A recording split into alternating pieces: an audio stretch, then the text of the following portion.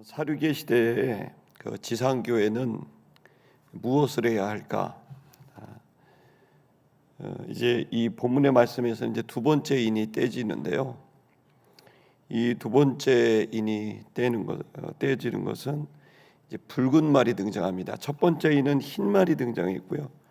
두 번째 인에는 이제 붉은 말이 등장합니다. 이 붉은 말은 지상에서 평화를 빼앗는 것이라고 기록하고 있고, 그리고 그것은 큰 칼, 즉 다시 말하면 대량 학살이, 대량 사륙이 벌어지는 전쟁을 의미합니다.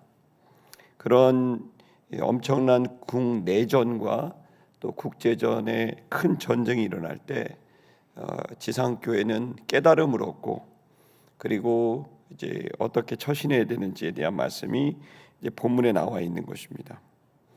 우리 읽으셨던 우리 6장 4절의 말씀을 한번 읽어보도록 하겠습니다. 6장 4절의 말씀입니다.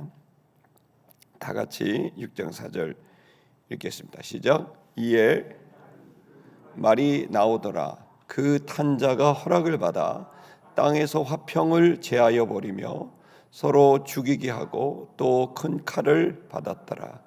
이 4절의 말씀을 보면 이제 붉은 말은 요한계시록을 이렇게 보면 당시의 사람들은 이제 붉다 그러면 이미 그것은 이제 피를 생각하고, 말이 붉은 피에 물들었다, 이건 전쟁을 하는 것을 의미합니다.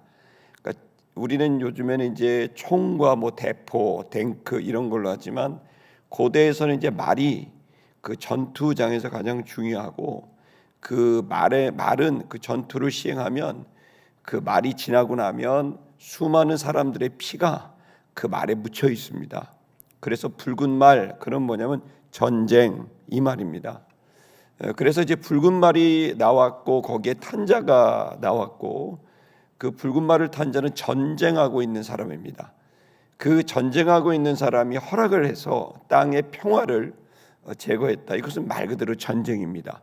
땅의 평화를 제거하여 버리고, 그리고 또 중요한 것은 서로 죽이게 했다.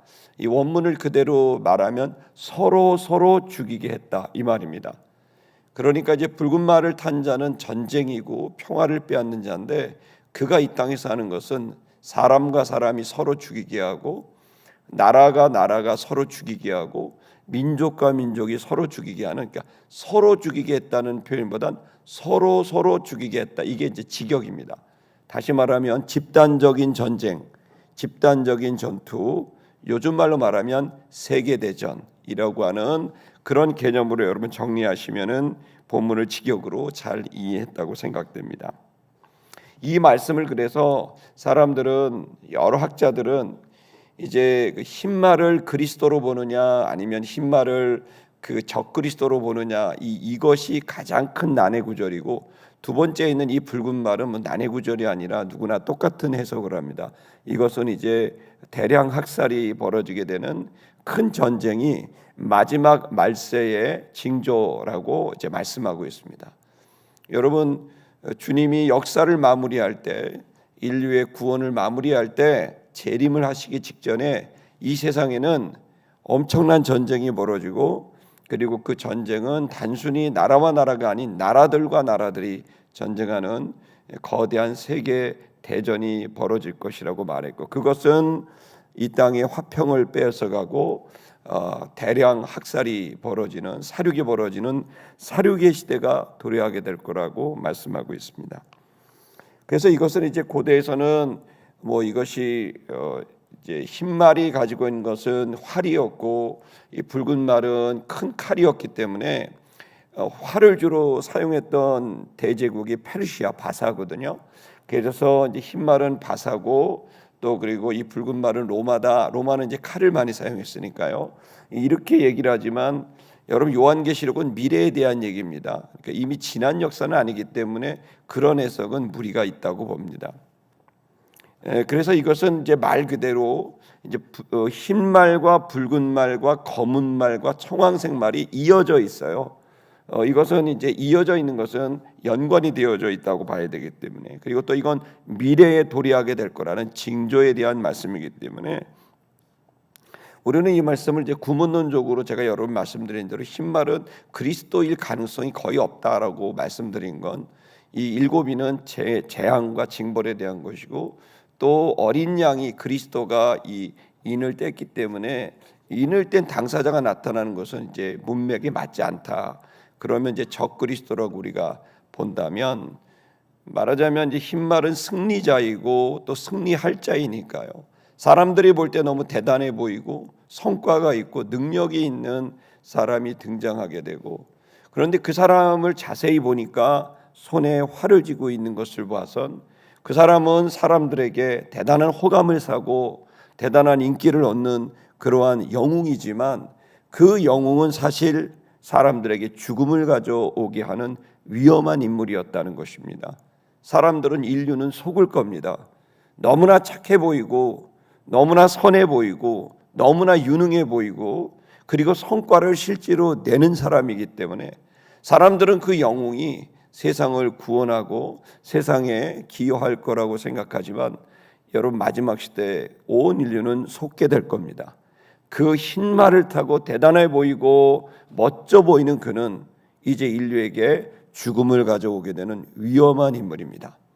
그 이어서 바로 붉은 말이 온 것은 전쟁이 시작되게 된 겁니다. 평화를 말하지만 전쟁을 좋아하는 사람이고 그리고 평화를 말하지만 결국 이 전쟁으로 사람들을 죽게 만드는 그러한 인물이 이제 두 번째 인에 등장하게 됩니다. 이 본문은 그래서 거대한 전쟁이 이제 시작이 될 거라는 말씀에는 이제 다른 해석이 없습니다. 여러분 사실 이게 정말 마지막 시대 이런 전쟁의 때와 이것이 오늘날 우리의 시대와 어떠한 연관이 있을까 생각해 보십시오. 여러분 우리 한민족에게 가장 큰 전쟁이 뭐였을까요? 여러분 우리 한민족 5,000년 역사에서 가장 큰 전쟁, 가장 많은 사람이 죽은 전쟁이 뭘까요? 여러분 뭘 거라고 생각하세요? 아무래도 임진왜란이 제일 오랫동안 전쟁도 했고 그러니까 임진왜란이 아닐까 생각하시잖아요, 그죠? 임진왜란 그러면 이순신 외적 그래서 아주 가장 큰 전쟁이지만 그 전쟁으로 죽은 사람은 18만 명입니다. 근데 여러분 얼마 전에 우리가 있었던 6.25 전쟁에 몇 명이 죽었습니까? 300만 명이 죽었습니다. 비교가 되지 않는 겁니다. 여러분 인류 역사상 가장 많은 사람이 죽은 전쟁이 어떤 전쟁일까요? 여러분 생각해 보십시오. 인류 역사상 가장 많은 사람이 죽은 전쟁이 어떤 전쟁일까요? 제2차 세계대전입니다. 몇 명이 죽었는지 아세요?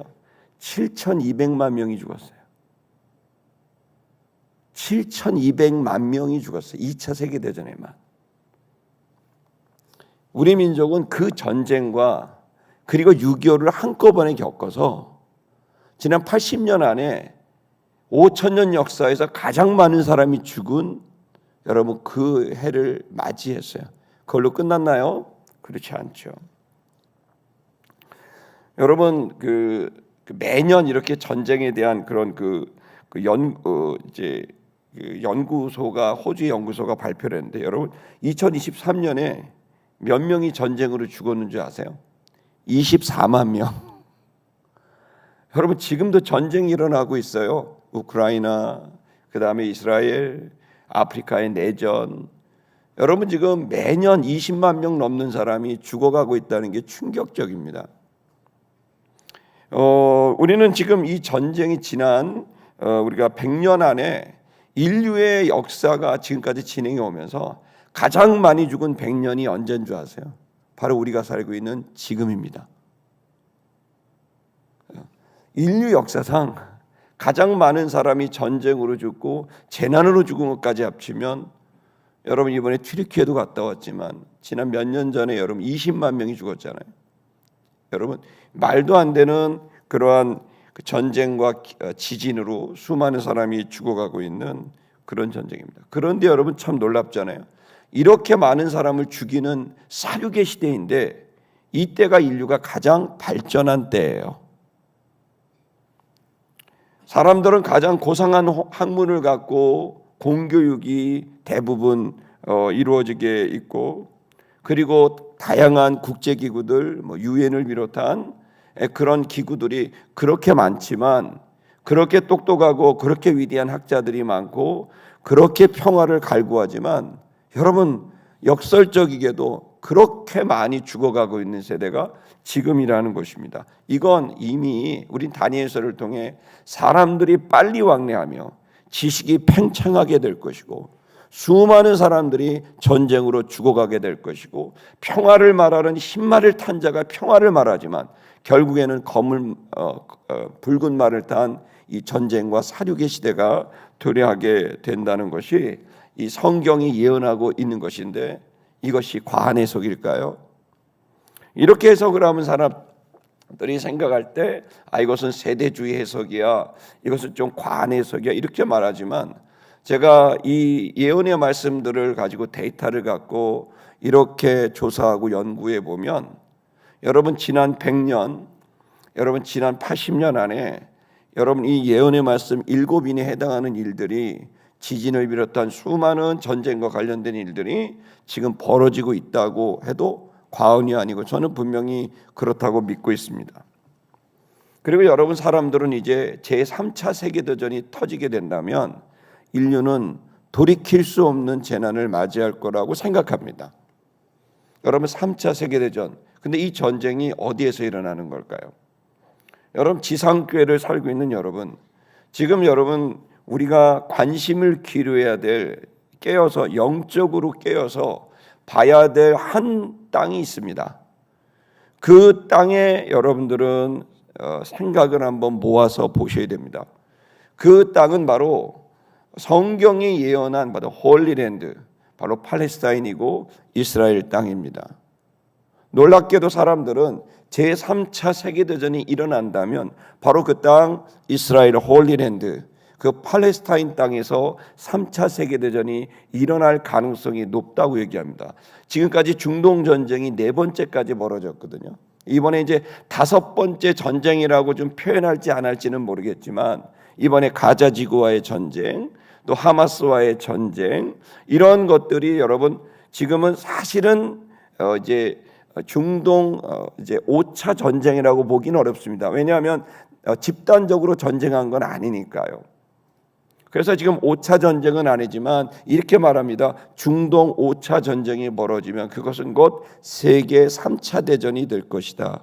그 이유는 어디에 있습니까? 바로 예루살렘, 거기에 있는 여러분 이슬람의 성지, 기독교의 성지가 있는, 바로 밑에는 기독교 성전인 솔로몬 성전이 있고 그 위에는 이슬람의 성지가 있는 바로 그 예루살렘 땅에서 이 전쟁이 벌어지지 않겠느냐라는 얘기를 합니다.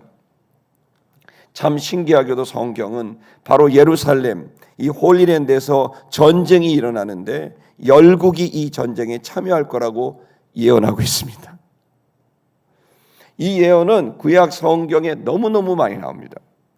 오늘 시간 관계상 우리 이사야서의 말씀과 스가랴서의 말씀을 보도록 하겠습니다. 이사야 19장 2절의 말씀을 다 같이 봉독하겠습니다. 읽겠습니다. 시작. 내가 애굽인을 격동하여 애굽인을 치리니 그들이 각기 형제를 치며 각기 이웃을 칠 것이요 성읍이 성읍을 치며 나라가 나라를 칠 것이며. 여러분, 이 구약의 선지자 네비임이라 그럽니다. 네비임. 이 네비임은 선지서인데요.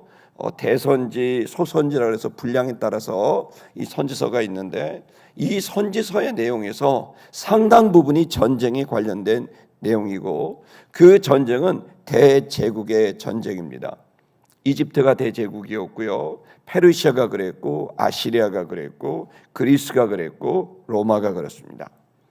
이런 대제국들이 일어나서 하나의 국지전이 아닌 하나의 거대한 세계대전과 같은 연합전쟁이 일어나는데, 그 전쟁의 중심에 어디에 있다고요? 바로 예루살렘, 그리스도 예수가 인류를 구원하러 온 그 땅, 그리고 그리스도 예수가 인류를 구원을 마지막 마무리할 다시 오실 그 땅, 홀리랜드, 바로 예루살렘에서, 그 이스라엘에서 이 세계의 모든 나라들이 전쟁하게 될 것을 예언하고 있습니다.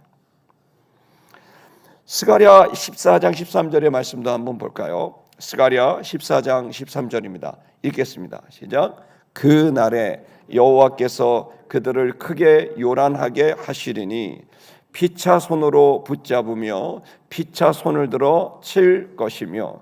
피차, 이제 이 전쟁의 허락은 주님이 허락한 겁니다. 그러나 전쟁의 주체는 타락한 이 적그리스도와 그리고 적그리스도에 의하여 세뇌당한 그 악한 자들이 이 전쟁을 일으키게 되는 거죠. 그 전쟁을 그동안은 주님은 막으셨고 또 인류를 구원하기 위해서 적절하게 개입하셨지만 마지막 날에는 이 거대한 전쟁을 허락하시는 겁니다.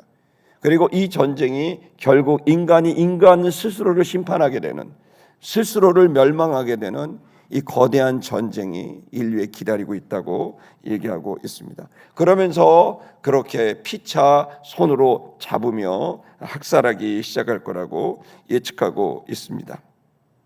14절의 말씀을 읽겠습니다. 14절 시작. 유다도 예루살렘에서 싸우리니 이때에 사방에 있는 이방 나라들의 보화 곧 금, 은과 의복이 심히 많이 모여질 것이요, 이렇게 얘기하죠. 그리고 그 싸움에는 바로 유다, 지금 말하는 유다 지역입니다. 그리고 거기에 어디입니까? 예루살렘. 여기에서 싸우게 될 거다. 근데 이게 이때 사방에 있는 이방 나라들. 여러분, 예루살렘이 도대체 무슨 땅이라고? 여러분 가보시면 서울이 훨씬 좋아요. 이스라엘이라고 해봐야 고작 강원도 크기밖에 안 돼요. 거기에서 여러분 원주 크기도 안 돼요. 원주가 뭡니까? 예루살렘 가보시면 이렇게 작아, 이럴 정도로 작은 도시입니다. 도대체 이게 뭐라고 이렇게 전 세계가 집중합니까? 이번 여러분 도널드 트럼프 미 대통령이 당선이 되고 최초로 방문한 나라가 어디입니까? 이스라엘입니다. 도대체 이 나라가 뭐길래, 예루살렘이 뭐길래, 대통령이 미 합중국 대통령이면 세계의 대통령이라고 봐도 과언이 아니잖아요. 그런데 여러분 최초로 방문한 땅이 어디예요? 예루살렘이에요. 이해가 되지 않는 일이죠. 일반인들은 도대체 이게 뭐야? 이렇게 뭐 제대로 된 뭐 나무 한 그루가 제대로 있나? 이 도대체 이렇게 황량한 이 산 언덕에 있는 이 도시가 뭐길래 전 세계가 여기에 집중하는가? 도대체 이게 뭐길래 전 세계가 여기서 전쟁으로 서로 씩씩대고 있는가? 이해가 되지 않잖아요. 근데 여러분 역사는 이렇게 흘러가고 있어요. 이걸 외면할 수가 없는 거예요. 여러분 그 땅은요 이미 일찍이 수천 년 전부터 예언되어져 온 땅이고, 그리고 그 땅에서 인류를 위한 그리스도가 탄생하셨고, 그리고 그 땅에서 이제 주님은 재림하셔서 이 인류의 구원을 마무리하겠다는 땅입니다. 여러분 안타깝게도 대체신학이 나와. 대체신학이라는 게 있어요. 어려운 말이지만 대체신학이 뭐냐면 이스라엘을 이제 유대인들은 이제 교회가 됐다. 그래서 이제 우리는 여기 성경에 나오는 유대인, 예루살렘 선민, 이건 교회로 해석을 해야 된다라고 하는 게 대체신학이에요. 대체됐다. 근데 여러분 성경이 대체신학이 갑자기 나오면 갑자기 이방인과 이스라엘이 달라지는 겁니까? 그건 우리들의 신학의 입장이지, 성경이 수천 년 동안 해석되어 온 건 이스라엘 유대인들은 그냥 유대인들의 주이시고 이방인들은 이방인이에요. 이 성경을 읽을 당시의 사람들은 교회를 유대인이라고 말하지 않았어요. 성경 읽을 당시에는요 유대인들은 유대인이고 이방인은 이방인인 거예요. 이 본문에서도 스가랴에서도 뭐라고 얘기하냐면 유다도 그리고 예루살렘에서 전쟁이 일어나는데, 그런데 거기에 이방 나라들이 거기에 참여하게 되겠고, 놀랍게도 이 전쟁에 엄청난 재물을 가지고 와서 전쟁하게 될 거다. 금과 은과 의복이 심히 많아질 것이다. 이 전쟁은 단순히 이 땅을 빼앗기 위한 게 아니라 자기들의 돈을 들여서 이 전쟁을 이루게 된다라는 아주 특별한 거죠. 모든 전쟁은 빼앗기 위해서 있거든요. 근데 이 전쟁은 빼앗는 전쟁이 아니라 드리는 전쟁이에요. 드리고 싶어서 하는 전쟁이에요. 여러분 이 희한한 전쟁이 바로 예루살렘에서 있게 될 거라고 이야기합니다. 14절의 말씀을 읽어보겠습니다. 14절 말씀 읽겠습니다. 읽었죠. 15절의 말씀을 읽겠습니다. 15절 시작. 또 말과 노새와 낙타와 나귀와 그 진에 있는 모든 가축에게 미칠죄로 그 재앙과 같으리라. 이 전쟁은 이제 완전히 다 쓸어버리게 되는 그런 전쟁이라는 겁니다. 16절 읽겠습니다. 16절 시작. 예루살렘을 치러 왔던 이방 나라들 중에 남은 자가 해마다 올라와서 그 왕 만군의 여호와께 경배하며 초막절을 지킬 것이다. 그러면서 그 전쟁이 일어나면서 그리고 나서 이루어지는 일은 뭐죠? 이방인들이 갑자기 예루살렘을 방문할 거라는 거예요. 그리고 이방의 지도자들이 예루살렘에 와서 여호와께 경배하게 될 거라는 거예요. 그 초막절 절기에. 여러분 너무 희한하잖아요. 여러분 도널드 트럼프가 유대인입니까? 아닙니다. 앵글로색슨족입니다. 그런데 이 사람이 왜 도대체 대통령이 되자마자 예루살렘에 와서 예배를 드리냐고요. 이해가 안 되는 일입니다. 이스라엘이 그러면 어느 날 옛날부터 이스라엘이었습니까? 아닙니다. 이스라엘은 2000년 동안 예루살렘에서 살지 않았습니다. 2000년 동안 AD 70년경에 로마 티토 장군이 와서 예루살렘을 완전히 엎어서 예루살렘은 사람이 살 수 없는 동네가 됐습니다. 베두인족들이 살았던 그런 동네였어요. 2000년 동안. 근데 놀랍게 말입니다. 이 인류 역사상 가장 큰 전쟁 7200만 명이 죽었던 2차 세계대전이 끝나고 몇 해이 지나서 1948년도죠. 4월에 여러분 이스라엘이 독립이 됩니다. 여러분 우리보다 더 늦게 독립을 해요. 물론 우리가 헌법으로 따진다면은 제헌절로 따진다면 똑같은 해입니다. 1948년도.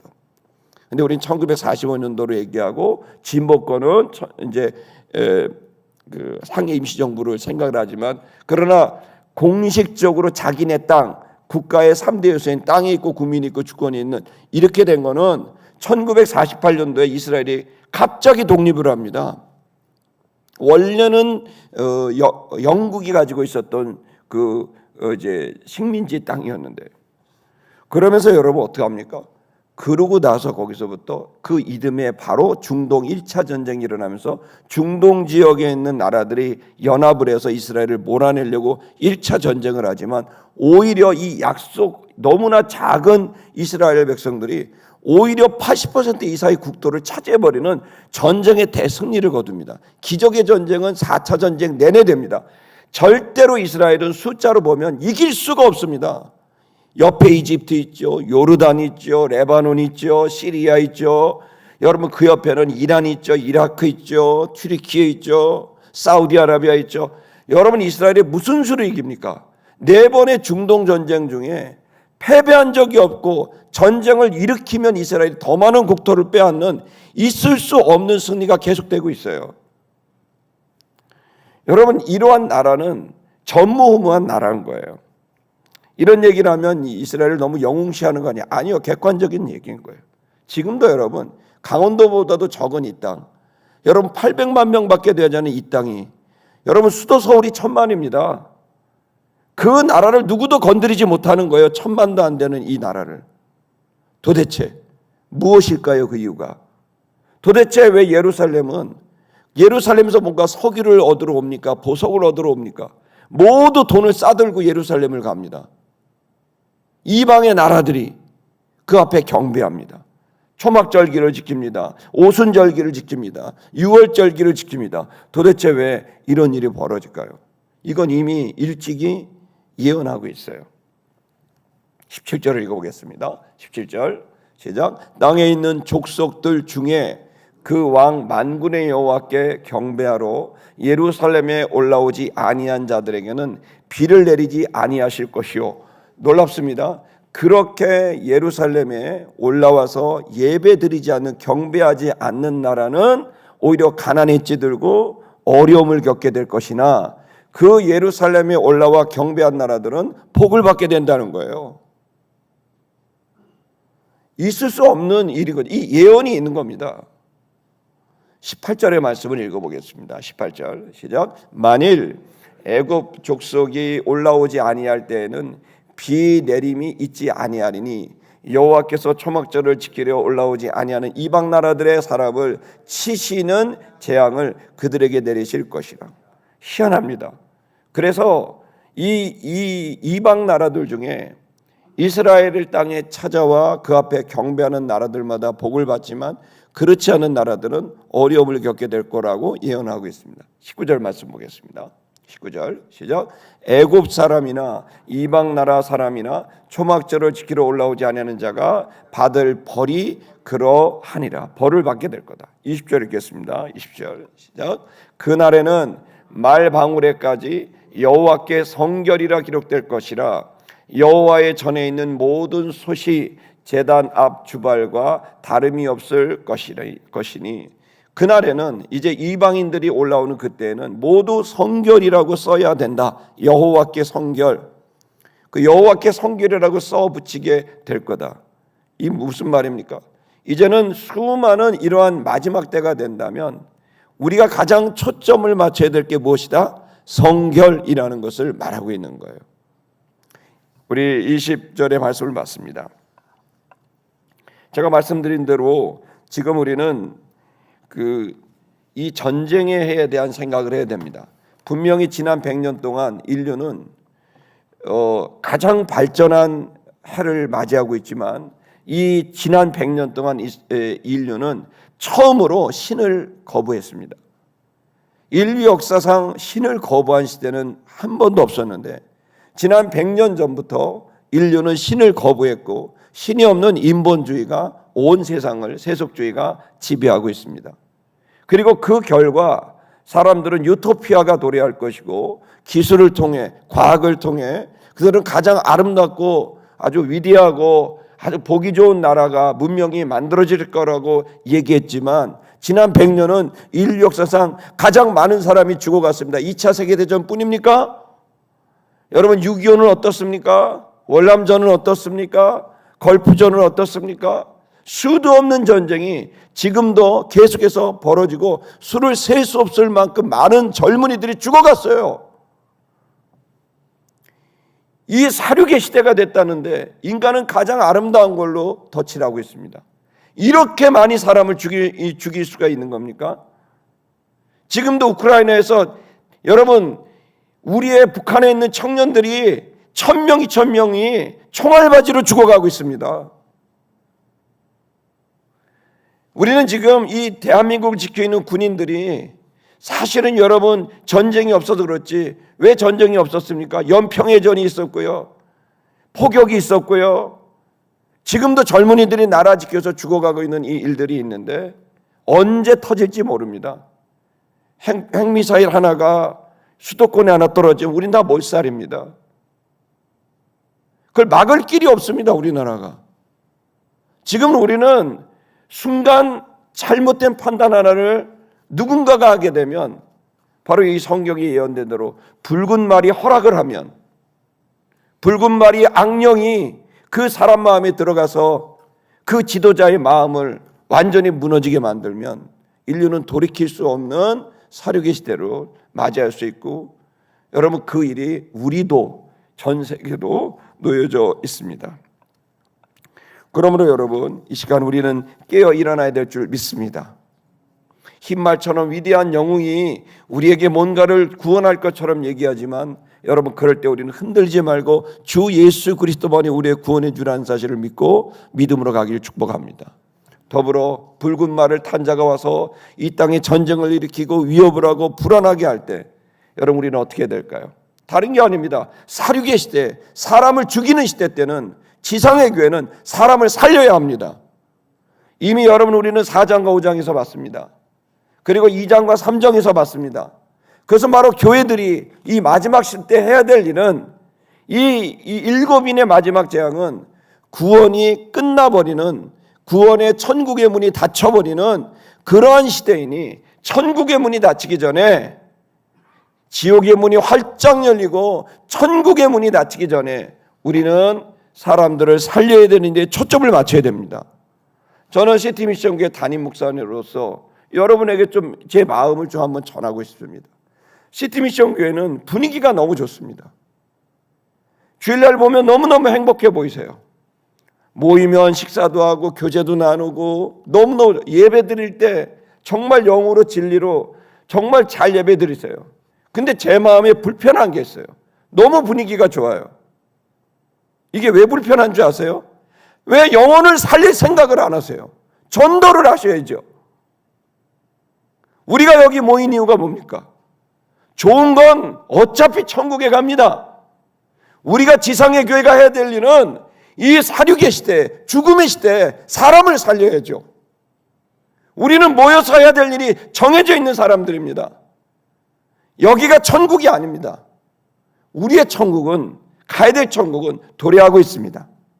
지금 우리는 치열하게 흰말을 탄 거짓된 위선적인 지도자들 사이에서도 우리는 깨어서 싸워야 되는 것이고, 붉은 말을 타고 온 자들에 의해서 사륙이 도래하는 이 시대에 우리는 어떤 힘을 다해서라도 사람들을 살려내야 되는 일이 우리가 모인 이유 아닙니까? 성도 여러분, 우리 시티미션 교회가 정말 귀한 공동체이지만 너무나 아쉬운 공동체입니다. 영혼을 살리지 못한다면 우리의 기분 좋은 이것은 또다시 주님께 책망을 들을 것이라고 생각합니다. 사륙의 시대에 영혼을 살릴 수 있는 저와 여러분 되시기를 축복합니다. 찬양하겠습니다.